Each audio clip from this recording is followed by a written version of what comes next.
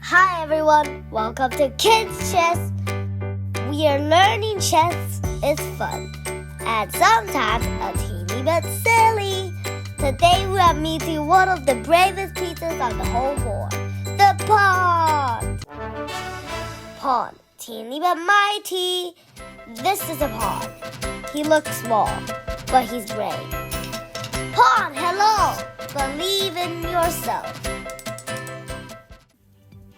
He moves forwards only, but on his very first move, he can move 2 steps.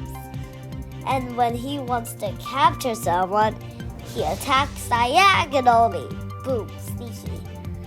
The pawn is like the smallest kid in school, but somehow becomes the school captain.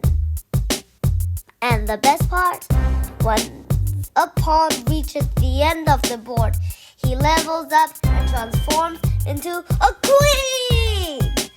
Not a king, a queen! Instant power upgrade! So remember, small doesn't mean weak. Believe in yourself and level up! Smash the like button and subscribe before this pawn becomes a queen and takes over the whole channel.